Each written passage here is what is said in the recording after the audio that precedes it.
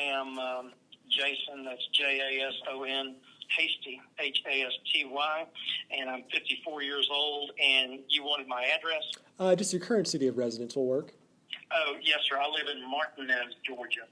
All right, now I'll just allow you to do a quick introduction here and just kind of introduce yourself and your aspirations, your career, just sort of an overview of who you are. Yes, sir. I'm an attorney, and I've practiced for about 30 years now. Graduated from the University of Georgia School of Law in Athens. I am a candidate for district attorney in the Augusta Judicial Circuit. That was one of my reasons for disclosing, that I was one of the positive ones, because a lot of people had been working in my campaign. We had been, in each other's company and close proximity over the course of the time leading up to my diagnosis. And I couldn't possibly remember every single person that I may have contacted. So, that answer goes to an aspiration and one of the reasons for, the disclosure as well. All right, and how would you describe your social links to Cartersville and Bartow County? Do you have family in the area, any businesses you interact with regularly? Yes, my sons, Jaron and Dawson, are members of the church at Liberty Square. They've been going there for a while, and they love it. Of course, when we come that way, my mom, Janice, she lives in Marietta, Georgia, and of course we just lost Dad, so she's there, and hope that everybody will pray for her. My brother Jody lives in the Ackworth area, and I have several nieces and nephews that live there. Cartersville, I had a sister-in-law and her husband, ex-husband. They lived in Cartersville for a number of years. In fact, they had a business there. I can't remember the name of it, but it was kind of like PlayStation. I think the actual name of it may have been PlayStation. That would have been years ago. And so I have been in the Cartersville area. I have had a case or two in the Cartersville, Bartow County court system many, many years ago. So it's a beautiful area, love the area, and the connections have been both professional, spiritual, and family. Okay, and you had a father who was involved in hospice care in Cartersville, correct? He was actually in hospice care in Marietta. I believe the paper reported that it was Cartersville. I actually came before he went into hospice care on January the 19th. I came to his home. We were going to watch football that day, and I said, Dad, let's surprise my sons and let's go to church. So Cartersville, Church at Liberty Square was his last church while he was alive. But no, he was in home hospice in Marietta. Okay. And can you describe the circumstances that brought you to Cartersville earlier this year, particularly at Liberty Square on March 1st and March 8th? Certainly. On March the 1st, my dad died early that morning. And once the hospice actually brought a van and picked him up. And once he left that house, I knew I wanted to go to church, and I talked to my wife. I told my mom that she was welcome, but that I felt that I needed to go to church. And I asked my boys, I said, my youngest son had sent me a text the night before, which was a Saturday, and asked me if I would be coming to church on Sunday. And, I didn't see the text until I got up, and my mom woke me and indicated that Dad had passed. And I guess I thought, well, no, I guess I won't be going to church today. But, there was something in me that said, when Dad is taken from this house, if there's nothing else for me to do for the next few hours, I'd really like to go to church, and I'd like to go to the church that he last visited before he passed. And so that led us, and my whole family. My mom did not go, but she just needed to rest. She was so worn out. And she had gotten up with him every hour that night that he passed. She had literally got up with him every single hour and set her clock to do that my wife and my two boys, we got together, and my wife's friend, actually, that she had visiting, she had come over to the Atlanta area with my wife. I was already there helping my mom with Dad, over here, I say here, there, and so we all went to church on March the 1st, and it was a huge service. It was that the music minister who was leaving, they were giving him a big send-off. And I didn't know it, actually. I just wanted to go to church. I did not know that it was the big send-off and all the singing that went with it. But it was a wonderful service. I mean, I felt that my spirit was really lifted. I cried and sang, and my sons had their arms around me, one on each side. I mean, it was powerful, and it was joyous. That was March the 1st. Then the next time I visited the church, the next day, March the 2nd, I was on my way to Louisiana, and my mom said, go ahead and stop by the Capitol, qualify Monday. We don't know how long we'll be in Louisiana. Your dad would want you to go on with this campaign. And she said, you stop by and qualify on your way. I had his 75-pound pit bull emotional support dog with me, because one of the last things he said was he wanted her to come to Louisiana when the time came. And so I had her with me. I qualified, drove the 10 hours to Louisiana. Funeral was on the 4th. Stayed a couple of extra days, drove back. My mom was with me. Someone else drove her car back. She rode back with me from then in Louisiana. We drove back on the 6th. I stayed at her house that day, stayed with her on the 7th, and then on the 8th, myself and my two sons went back to the church. This was March the 8th. We went back to the church, and I said, I want to sit in approximately the same area that Dad and I sat when we went on January 19th. And so we did. We sat almost exactly in that same area. And after both the March 1st service and the March 8th service, my nephew, who sang in the choir, he went to lunch with us afterwards on both of those dates. He, by the way, to my knowledge, has not had any signs or symptoms of the virus. And though he was actually, he was in the choir, So that's a long answer, I know, but that's as I'm remembering the timeline.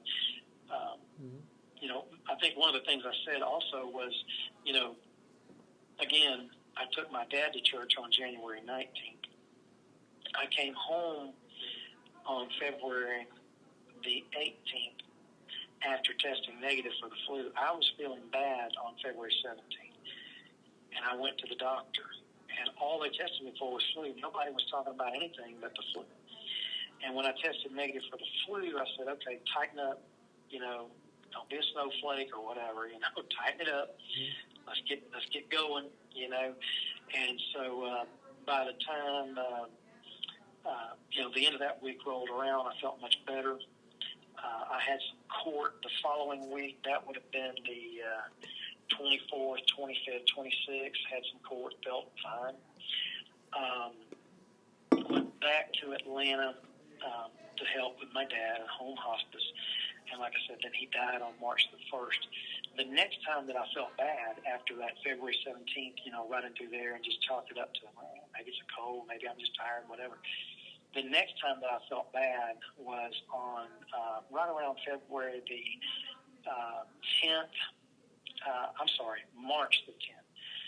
March the 10th, I felt fatigued. I felt so tired. And I chalked it up to, hey, you've been on the road. You're tired. You've been dealing with your dad. All this. And so I took a 4-hour nap that day, and I felt a little better. I woke up the next morning, had a dental appointment. Told them, I said, look, I've been feeling a little under the weather, but do y'all want me to reschedule? What do you want me to do? They said, well, if you feel okay, come on. Come on, we're good. like I said, just feeling fatigued. Dental appointment was March the 11th. Slept good that night, had court March the 12th. Actually felt much better. I felt like, okay, I'm rested now. I'm back home. I felt pretty good on March the 12th. And then on March the 13th, during the morning hours, I felt like I had a cold maybe coming on. And by the end of the day, March 13th, Friday the 13th of March, I had shortness of breath. That I couldn't hold my breath. I would try to, and my wife said, you're going to go get tested. Because by this time, over the course of that week when I got back from my dad's funeral, over the course of that week and maybe the first couple of days of the week of, what would be that week, the 9th. The week of the 9th, I think people were texting me and messaging me and saying, hey, have you heard about this coronavirus? And didn't you attend that church? And, like I said, I said, oh, yeah, I attended the church, but I'm not feeling any symptoms of this so-called, coronavirus. Because first of all, I thought you had to have fever. And secondly, I thought you definitely had to have shortness of breath. So I did an analysis of myself, and I said, I'm merely fatigued from the trip. I tested negative for the flu, on February 18th, and I thought I'm just tired. But like I said, when Friday the 13th rolled around, that was the 13th of March, shortness of breath, my wife started making some phone calls. She called an emergency room. She gave them my symptoms. She told them my situation. And so on March the 14th, which was a Saturday, she drove me down, and I had a curbside test. It was the new protocol or probe or whatever they call it, developed by AU Health that was eventually approved by the FDA. And so my presumptive positive on the 16th of March that they called me and told me about turned into a confirmed about a week later when they got the approval, And so that's kind of that's the timeline. And if you had to just take a guess here, what would you say may have been the starting point or initial contact point of the virus for yourself? The concern that I have, in being totally transparent, is the way I felt on February 17th leads me to believe that very possibly my contact with it was on February the 11th. February the 11th was when I came in contact with the man. Again, the deputies did not want to bring into the courtroom. And the judge allowed them to keep him behind a door in an interview room where I was separated from him by a glass with a slot in it to pass paperwork back and forth. And he was in a wheelchair. He was a homeless man, compromised immune system. And the reason I think that it could have been that time, is because over the next several days, my wife got sick. Her friend that she was in contact with got sick. My son came home again. He got sick. This was all around Valentine's Day. And like I said, the morning of the 17th, and I'm not the type to try to avoid court. I'll go to court sick if I know I'm not going to infect you. It's just me, I'll go to court. But something told me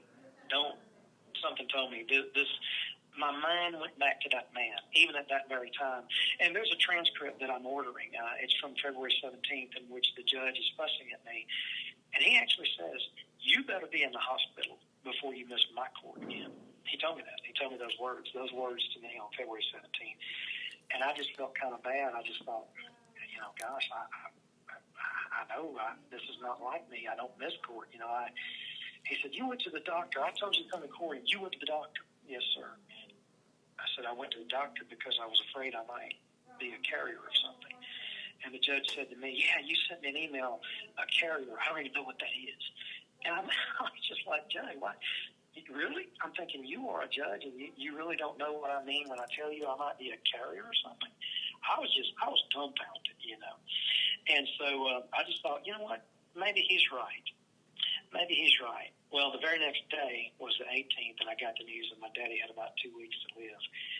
And that was the 18th, and I left, crying for Atlanta. And I thought, well, praise God, I've got a negative flu report, because were it not for a negative flu report, I guess I wouldn't be able to go see my daddy before he died. And so lo and behold, my daddy before he died had pretty much every single symptom of coronavirus. He had headache, he had shortness of breath, he was coughing up things, he was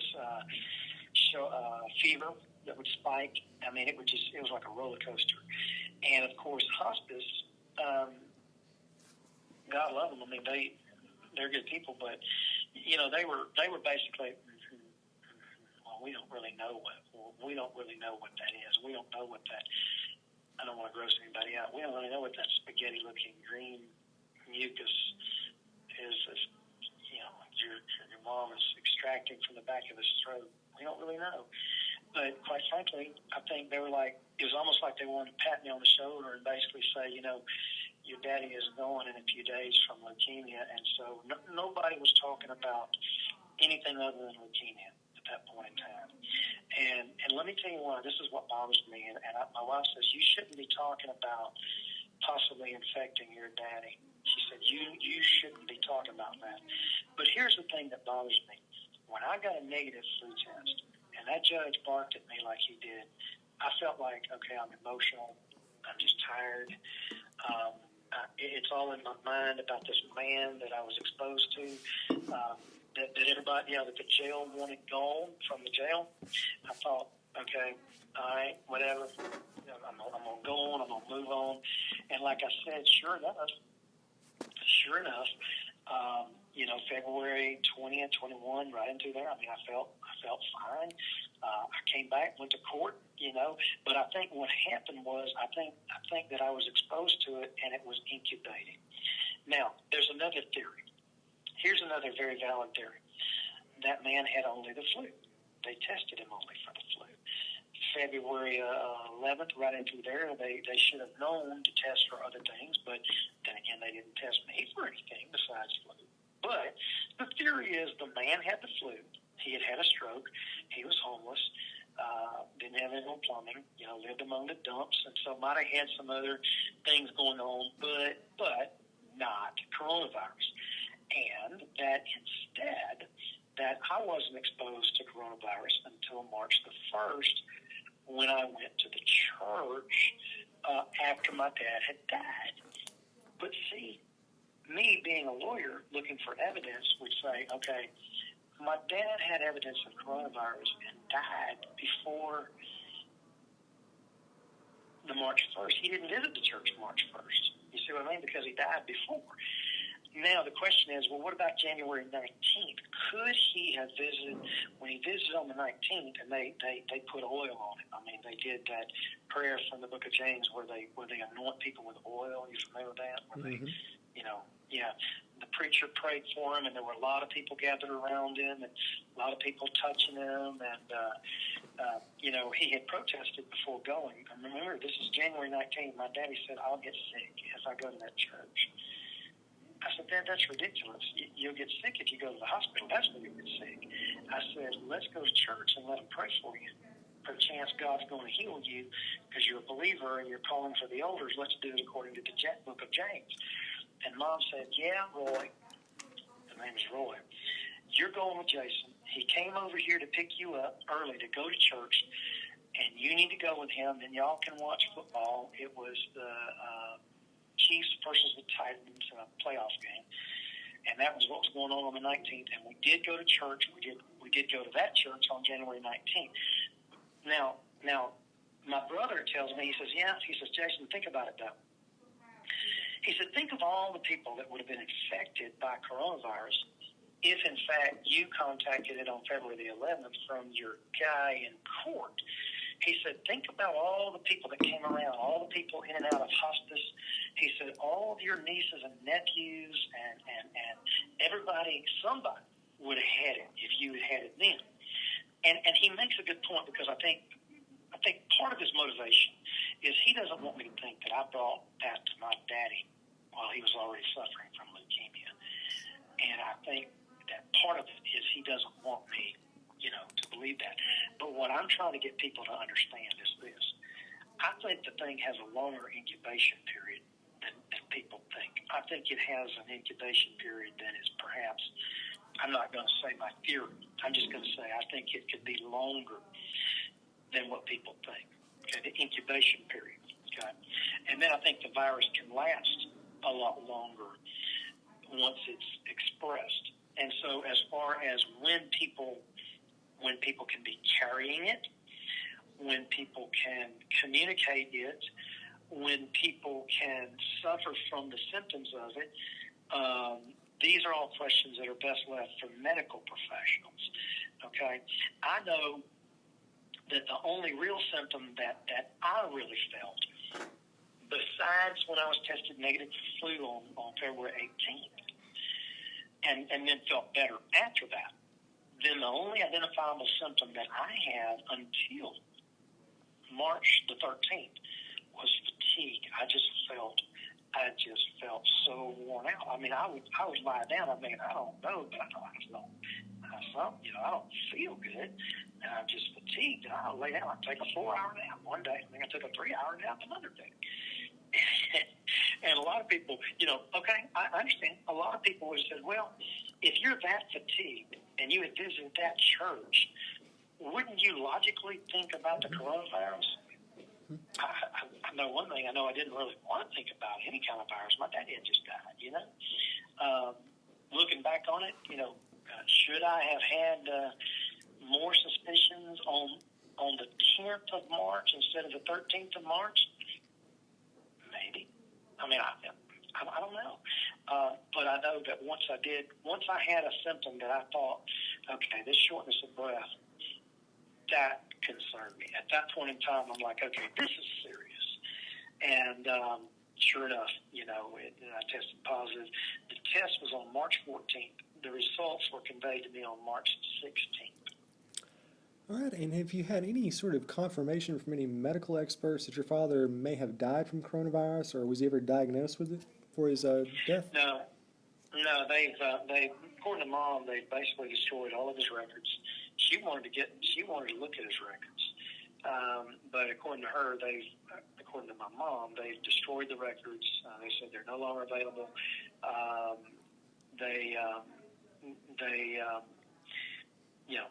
No.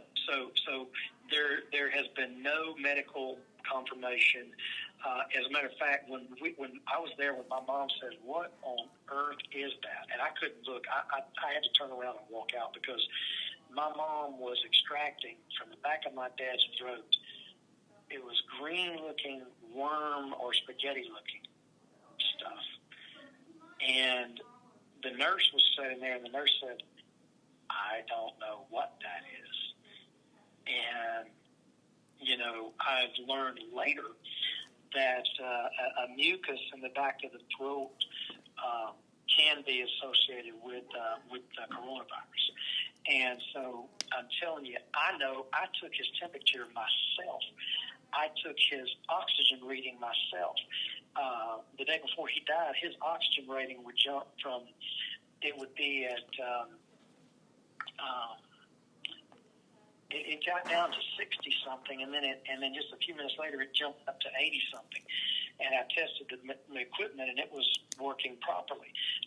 His heart rate was beating at 150, and then just a couple of minutes later, his heart rate was at 80-something. And can you give us any insights into what the detention centers on the inside look like as part of the COVID outbreak? I mean, that's obviously an area where the media doesn't have much access. So just what are you seeing personally? Right. On February the 11th, I don't remember hearing the word coronavirus or COVID. Maybe I was under a rock. I don't know. But I do know that the deputies told me, they said, this man tested positive for flu, but they think he may have something else. We don't know what it is. And the whole purpose of him being at the courthouse was that I had got a call from the jail saying, do you think there's any way that we can let this man be released? Perhaps the judge can lift. The man had a bench warrant. He was homeless. He had missed court, check it out, for illegal dumping. No, and I I'm not talking about tons of stuff. It was not a whole lot, but it was a felony level. But he was charged with unlawful dumping, like maybe tires or something. And he pretty much lived on the streets. He didn't have indoor plumbing. And the jail said, listen, we have to go back and forth with him to the hospital. And we have to have 24/7 supervision of him when he is here at the jail. They said, do you think there's any way the judge might forgive him for not showing up for court? I hate to say it. In other words, in essence, I hate to say it, it was the way I translated it. I'm worried that my men are exposed to this man. We don't know what all's wrong with him. He'd had a stroke, very compromised immune system, had been tested positive for flu. But the jailers in the courthouse, they didn't want to bring him out. They were all wearing gloves. They said, Jason, if there's any way that we don't have to bring this man out into the courtroom, So it was kind of like I sensed fear. I sensed what's the word? I guess the word now. In a bad way, I'm going to use the word ignorance. There was lack. I don't want to use the word ignorance if I don't have to, but I guess ignorance of what we're dealing with. We don't know. But they feared something. They feared the unknown. It was like there was a fear of the unknown. Their eyes, these deputies, their eyes were big. They're like, Jason, this guy. They said, he's downstairs. Do we have to even bring him upstairs? You got like a sally port, where they bring him in downstairs, and then in that court building, and then they bring him up on this back elevator into the holding cells that are sort of behind the courtroom. And they said, do we even have to bring him upstairs? I said, I don't know. Let's ask the judge. And how would you... The judge asked a few questions. Yeah, and how would you describe the individual's appearance and behavior at the time you spoke to him? He was slumped down in his wheelchair. His mask was half off. So it was like he looked like he was just staring straight ahead. He was not competent to fill out any paperwork. Do you understand when I say not competent? Mm-hmm. He was unable to properly communicate with me in a way that would, that way. He was not competent. We did have a conversation, but he told me that he had a stroke, and he looked, he just looked horrible. I told the judge before going back there, I said, Judge, I got a little tickling in my chest. I said, do I have to go back there? And he said, well, tell you what, put on some gloves and go back there and see what he wants to do. Because what the government wanted him to do, the DA wanted him to plead guilty and get placed on probation. But what I wanted to do was to have the bench warrant lifted, let this man go to the hospital, emergency room, whatever, and get well. And so we couldn't reach an agreement. And the judge said, well, I have a debt docket right here. And he held up a piece of paper, meaning that he would be willing to let the man out, and they could come back and prosecute him later. And the prosecutor said, I don't want to have to deal with this later. And about the judge went, my apologies. I just want to jump in. About how old do you think this individual was? Do you have any sort of... Charles Gregg is about 46, maybe. Maybe older, 50. I don't know, 46 to 50. He's not as old as he looks.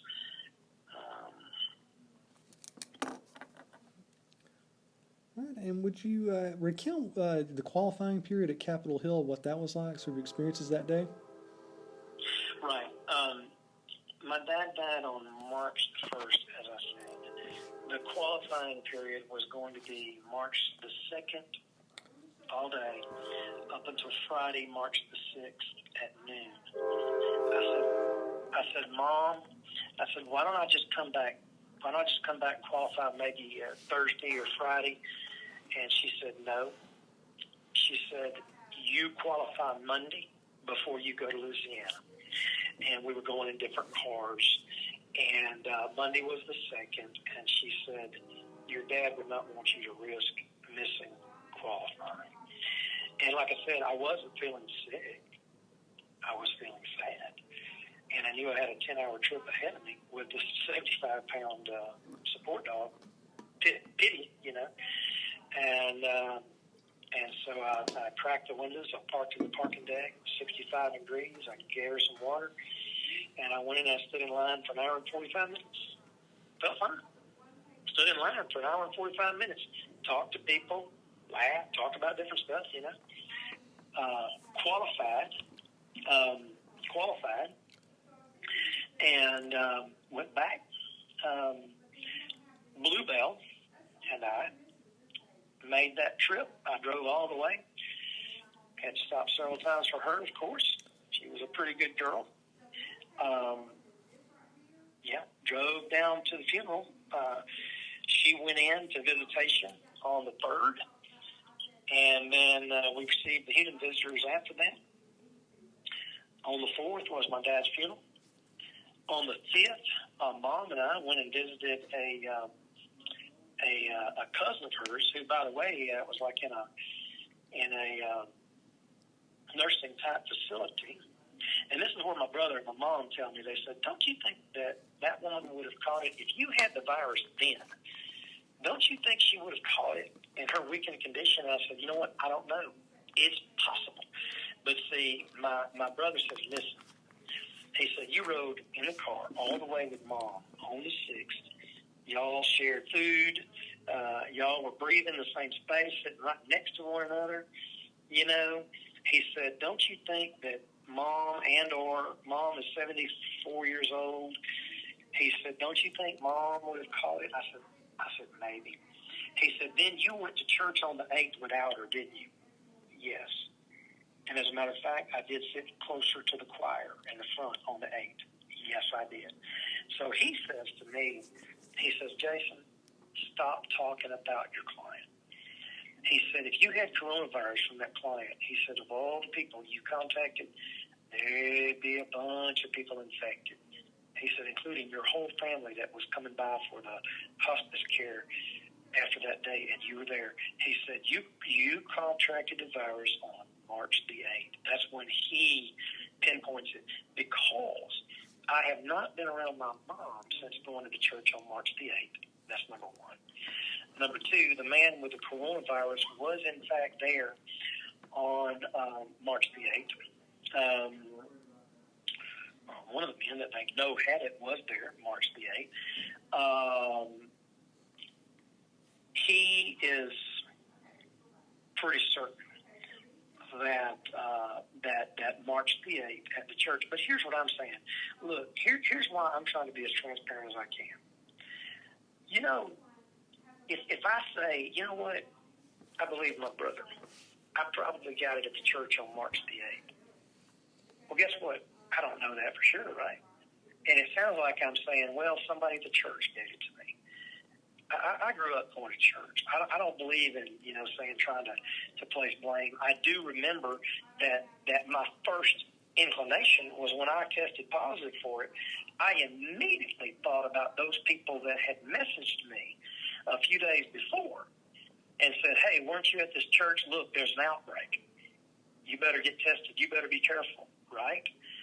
And so I felt like that. I personally felt like I made the mistake of automatically assuming, probably got it from that church, not mad at them, but I'm not saying blaming the church, but I'm saying maybe crediting it with having the virus and crediting, someone from the church giving it to me.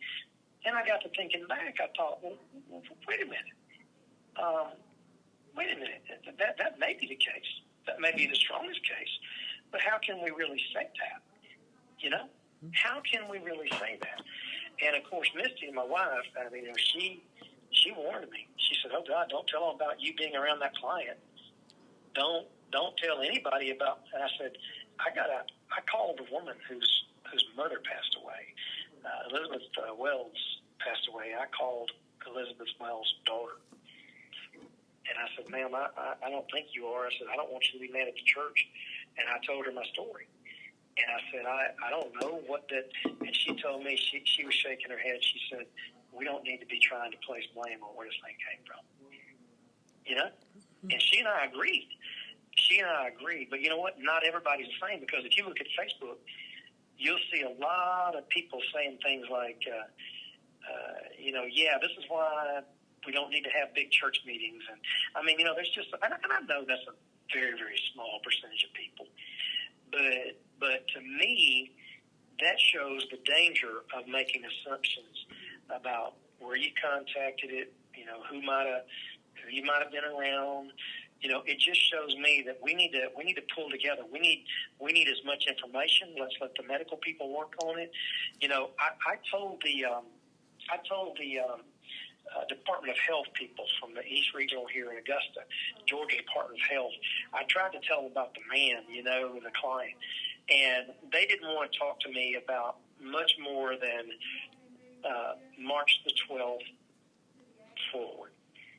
They didn't really want to talk about anything a month before that, because their feeling was, what's done is done. We're not going to. You're not interested in trying to locate this man. You're not. No, because even if he had it, it would be irrelevant by now. You see? So they were there. They have limited resources.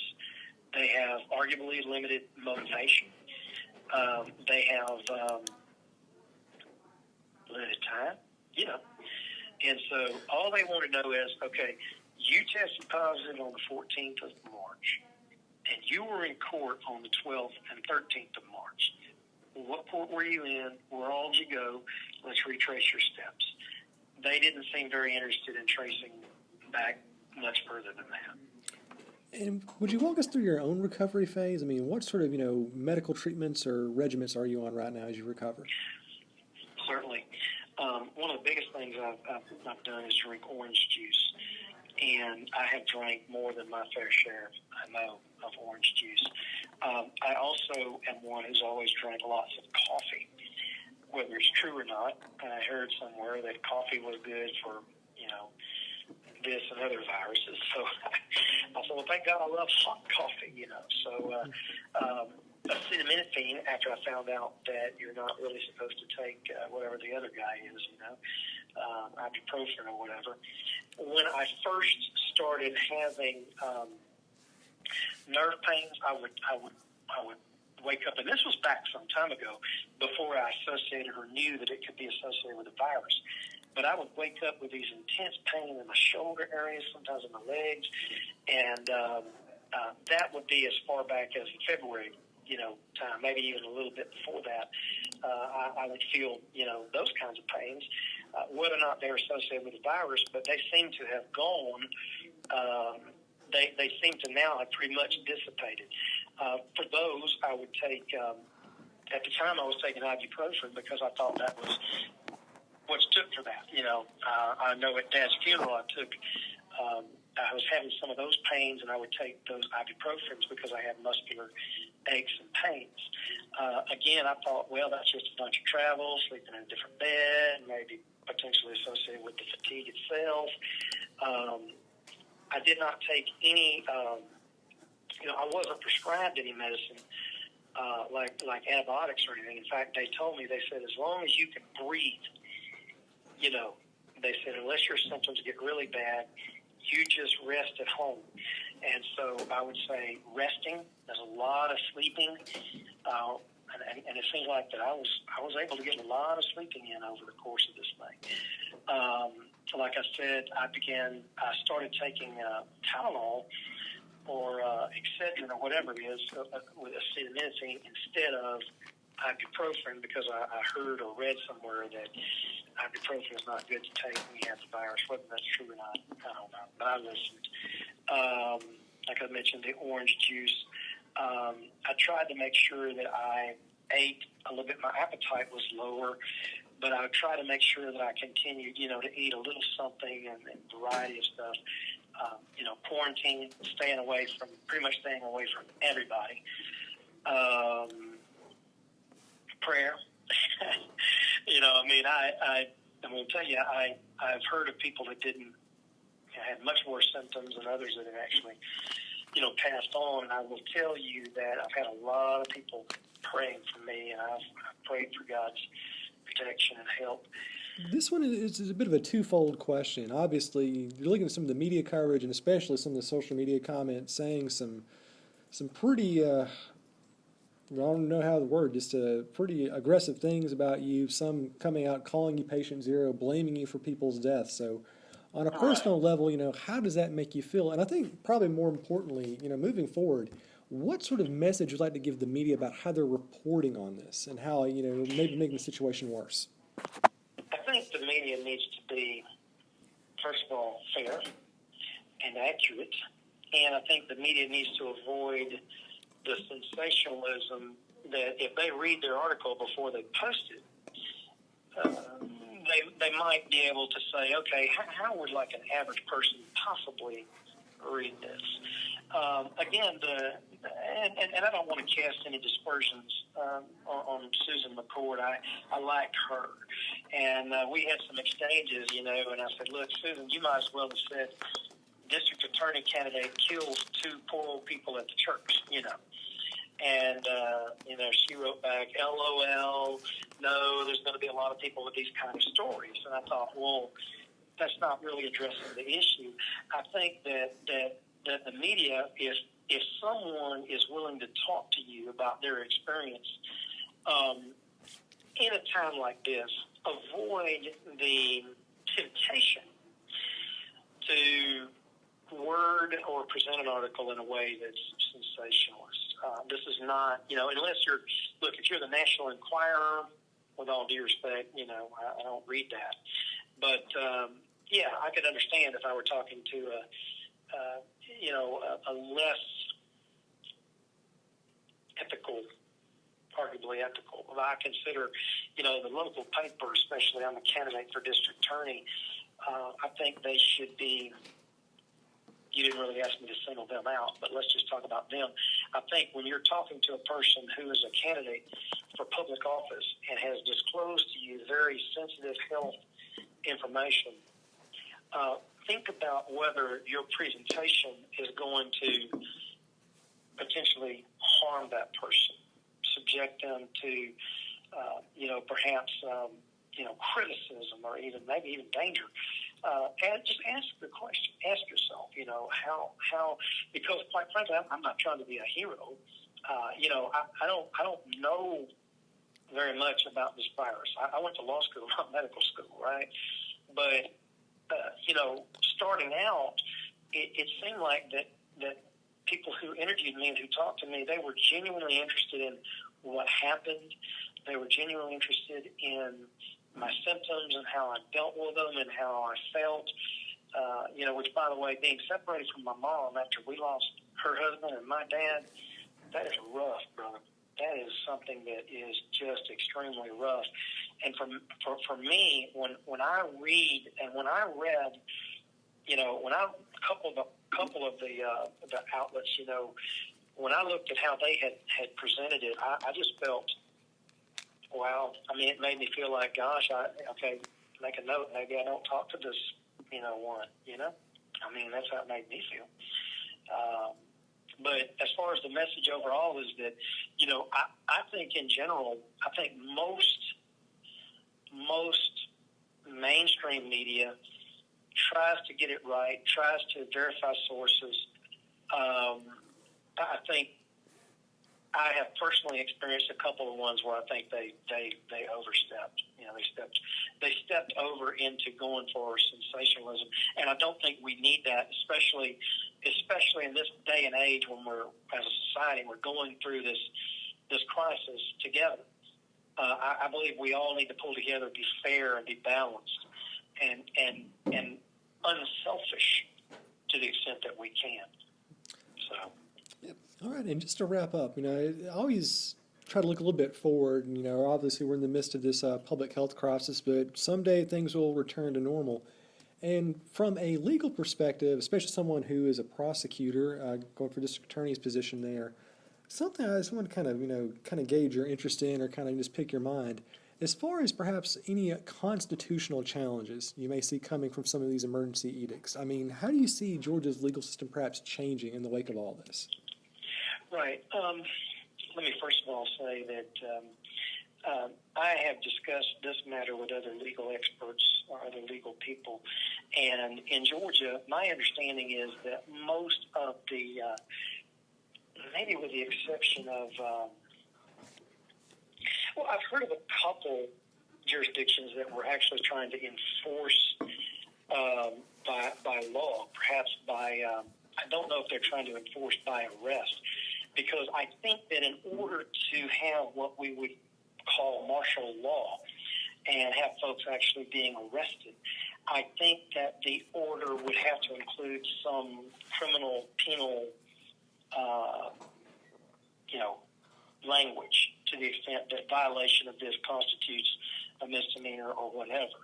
I think most of our edicts have been, I haven't studied them closely enough to know if they are subject to being contested for constitutional issues, because you wouldn't file a constitutional challenge if something was just, hey, it is what I said, do what I do, kind of like, please, as opposed to, hey, if you violate it, you're subject to criminal penalties. I think that to get to the constitutional issues, we would have to have that kind of an order in place, And so I think it would depend on there are different kinds of executive orders. Not all of them come with a threat of criminal punishment.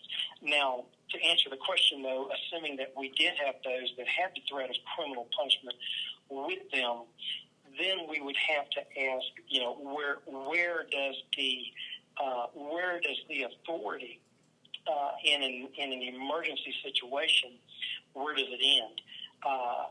And where do constitutional freedom of assembly and ability to go from place to place usurp or prevent emergency orders? That is something that you would actually have to go back and you would probably have to study common law. You would not be looking only at the Constitution, because the Constitution itself may not cover some of those issues as thoroughly as we might hope. It being an outline, a powerful document, a wonderful document, but to thoroughly understand, for example, martial law, you have to go back and probably look at some case law, and you might even arguably have to look at some common law coming down from England, for example, to try to formulate answers. I will say this: it's something that people are talking about a lot more now than they have been. It's something that I will look into more. It's not something I can give you a definitive answer on, but I will tell you, I think scholars on these issues will start to speak more on it, write books, and opine, social media and otherwise. All right. Well, I want to thank you so much for your time today, Mr. Hasty. It's an absolute pleasure getting to hear from you. Just stay safe and keep us in the loop.